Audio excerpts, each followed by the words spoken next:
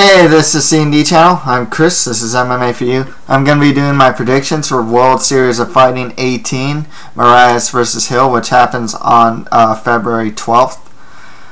I'm going to also do predictions on the prelims as well, but, just to tell you that I'm not familiar with a lot of the guys from the prelims. Cody McKenzie I'm familiar with, Mokdad, but a lot of these other guys, I know I've seen Matt Baker fight, for example, but I can't remember him.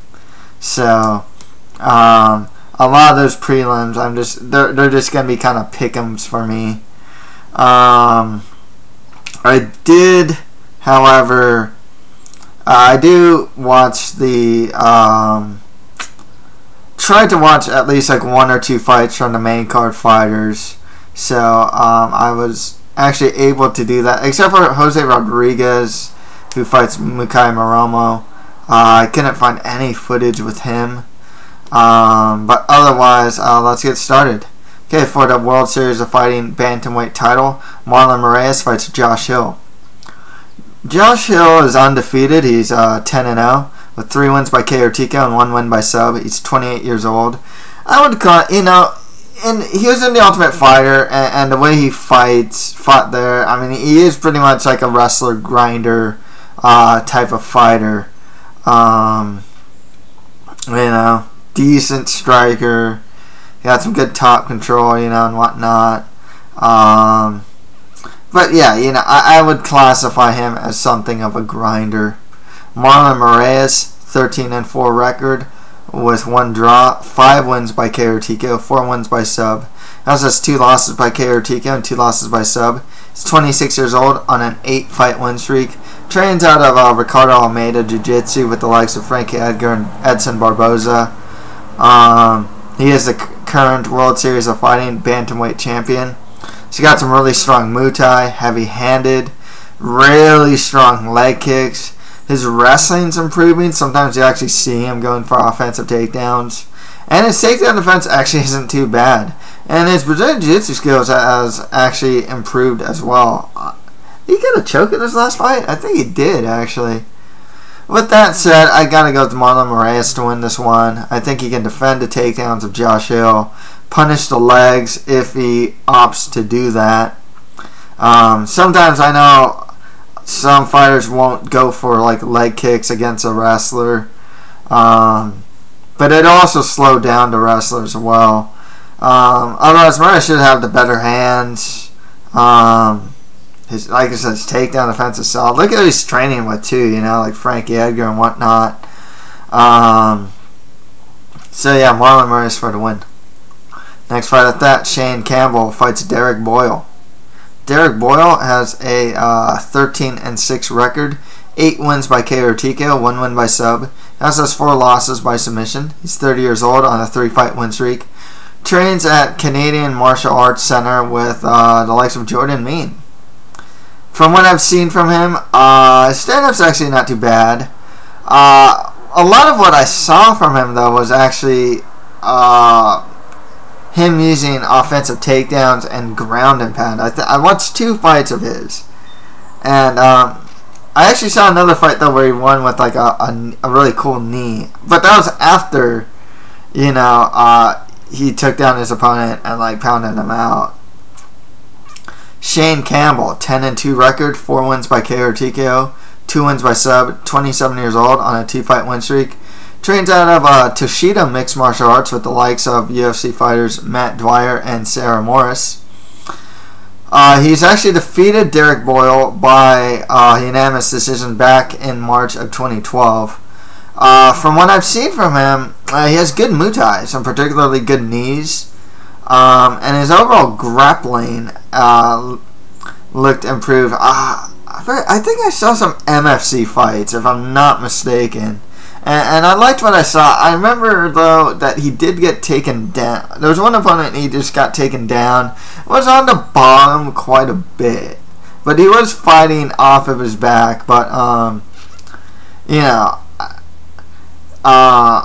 his strength seems like it lies in, definitely lies in the stand-up department. With that said, I am going to go with Shane Campbell for the win there. Next fight after that, Mukai Maromo fights Jose Rodriguez. Unfortunately, I just could not find any footage of Rodriguez. All I know is that he has a 7-3 record, 3 wins by KO or TKO and 3 wins by sub, 29 years old. Okay, Maromo, 8-4 record, 4 wins by KO or TKO, 1 win by sub. That's his 3 losses by submission. He's 31 years old on a 2-fight losing streak. I want to even go so far to say that he lost both of those fights by north-south choke on the ground. Watched some footage with him. Was actually watching his fights with, I think it was Adam Lin in the MFC. His strength is Muay Thai. Defensively, he actually got dropped by Adam Lin though. But he showed some good leg kicks, really good clinch striking too. Once he gets that double collar tie, you know, he'll go for knees, he'll go for elbows and whatnot. On the ground, it looked like when he was put on his back, he didn't have much offense, and his ability to get back to his feet consisted of him being like exploding back to his feet, like, you know, using his athleticism to do so. With that said, I just have no footage of Rodriguez. I'll go with Mukai Maromo for the win there. Next fight after that, Hakeem I can't really pronounce his last name. Dawodu. I'll just say Dawodu. Fights Tristan Johnson. So with Dawodu, he fought Mike Mallet in his last fight bout in World Series of Fighting. I think all of his pro MMA. He's 3-0 undefeated with all 3 wins by KO or TKO. And if I'm not mistaken, they were all in World Series of Fighting. He most recently defeated Mike Mallet in the first round. You know, interesting fight here because with Dawodu, he's 5'8", whereas Tristan Johnson, he's pretty tall, 5'11" for the weight class. I believe they're bantamweights, if I'm not mistaken. With Dawodu, he trains out of Champions Creed MMA with the likes of Nick Ring. He's never been past the second round. But yeah, you know, solid stand-up. Got some really heavy hands. Tristan Johnson, I only got to see one fight of his. It was against his losing effort against Rob Font. He has a 9-5 record, 4 wins by KO or TKO, 1 win by sub. He also has 3 losses by KO or TKO, and he's 31 years old. Like I said, he's going to be a taller fighter at 5'11". Trains out of Fit Plus with like TJ Grant and Chris Kalades. His stand-up's actually not too bad. I mean, he will throw some long strikes like the jab or some leg kicks. One of his problems against Rob Font in particular, though, besides just not using his, he was actually doing somewhat well in some phases of that fight. One of his problems, though, is he backs up straight, which wasn't,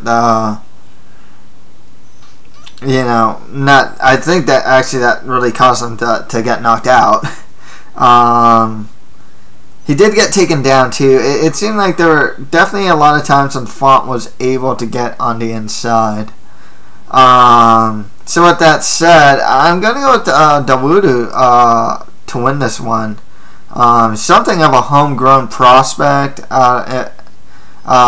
World Series of Fighting. I like his stand-up. Not too familiar with his ground game, but yeah, Hakeem Dawodu for the win there. Okay, on to the prelims. Like I said, I'm not familiar with a lot of these guys, so they're gonna kind of be pick'em fights. Or I'm gonna favor guys that I do know. Cody, AK Kid McKenzie, gets out of retirement as he fights Andrew Conda McInnes. Okay, McInnes has a 5-1 record with all 5 of his wins being by submission. He does have 1 loss by TKO. He's 29 years old on a 5-fight win streak, and he's never been past the second round. Pretty interesting, actually, because McKenzie's mainly, I would consider him more of a grappler. McKenzie has a 15-6 record, 1 win by TKO, 13 wins by sub. He also has 2 losses by KO or TKO and 3 losses by sub. 27 years old on a 2-fight losing streak. He's most well known for being on The Ultimate Fighter and having this like really great guillotine. His overall Brazilian Jiu-Jitsu skills actually aren't that bad. Against Leonard Garcia, he actually showed improved stand-up. His overall stand-up's kind of weak. He showed to be quite susceptible to the body. But his ground game's actually not too bad. When he takes it to the ground, he actually like tries to take the back or goes for that guillotine and whatnot. So, with that said, I'm going to go with Cody McKenzie to win this one. Motivation's definitely an issue here, though. McKenzie looks like he's just trying to get a paycheck a lot of times. He looks out of shape. He's fought as low as featherweight, and is fighting as high as, like, welterweight or mid. I want to even go so far as, like, middleweight. And having a hard... Or, no, I think it's just welterweight. And having a hard time kind of making middleweight. Or... welterweight, excuse me. So with that said, though, I'll still go with Cody McKenzie. Just more experience against higher level competition. So McKenzie for the win there. Next fight is that Drummond fights Spencer Jebb. So Spencer Jebb, I don't know anything about these guys. So Jebb has a 9-3 record, 6 wins by KO or TKO, 1 win by sub. He also has 2 losses by KO or TKO.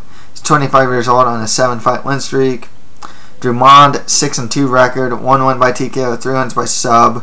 Has 2 losses by submission, 26 years old, or 29 years old. Jeez, I'm out of it.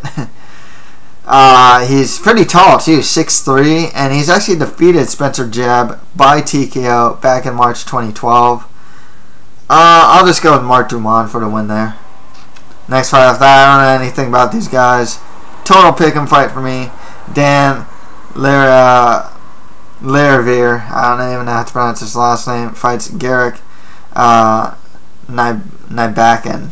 Nybakken has a 6-6 record, 1 win by TKO, 4 wins by sub. He also has 4 losses by submission. He's 33 years old. Lariviere, 3-2 record, 2 wins by submission, 1 win by decision, 31 years old. I'll go with Dan Lariviere for the win there. Next fight after that, Matt Baker fights Ali Mokdad. Matt Baker, 11-7 record, 4 wins by KO or TKO, 6 wins by sub. He also has 5 losses by submission, 30 years old. Trains out of Pitbull Brothers with like Betts Correa and like Patricio and Patricky Pitbull Freire. Ali Mokdad, 6-3 record, 1 win by TKO, 4 wins by sub, or 4 submission wins, all by rear naked choke. He's only won 1 of his last 4 fights, so he last fought in November 2012. I remember when MFC actually had a notable win over Andreas Spang. Geez, that actually doesn't sound too good for Mokdad, but I remember actually being pretty high on him at one point, so I'm going to go with Ali Mokdad for the win there. And finally, Marcus the Loudmouth Assassin Hicks fights Graham Park. Because there's a lot of like Marcus Hicks actually out there that fight in MMA. Graham Park, 3-1 record, 2 wins by KO or TKO, 1 win by sub. Has 1 loss by submission. 26 years old on a 3-fight win streak. With all of those wins being in the first round, and he is a finisher. The Loudmouth Assassin has a losing record of 19-24 record. 8 wins by KO or TKO, 11 wins by sub. He also has 7 losses by KO or TKO and 16 losses by sub. He is a finisher, and for as many fights as he's had, he's only been to decision once in his career. Usually I don't pick guys coming off losing records, but the guy just has so much more experience. I mean, Graham has like 4 fights, whereas like Hicks has like more than 40. So I'm actually, I usually don't pick guys on losing records, but I'll do it this time just because the experience factor is so different. I don't know, maybe they're trying to build up Graham Park, I have no idea. But I'm going to go with Marcus the Loudmouth Assassin Hicks for the win there. I also love the nickname, so I don't know much about these guys though. So to recap, on the main card, I'm Marlon Moraes over Josh Hill, Shane Campbell over Derek Boyle, Mukai Maromo over Jose Rodriguez, and Hakeem Dawodu beating Tristan Johnson. On the prelims, I have Cody McKenzie over Andrew McInnes, Mark Drummond over Spencer Jebb, Dan Lariviere beating Garret Nybakken, Ali Mokdad over Matt Baker, and Marcus Hicks beating Graham Park. So that's it for my predictions for World Series of Fighting 18, Moraes vs. Hill. If you have any comments, just leave them below. That's it for MMA for You. Thank you guys very much.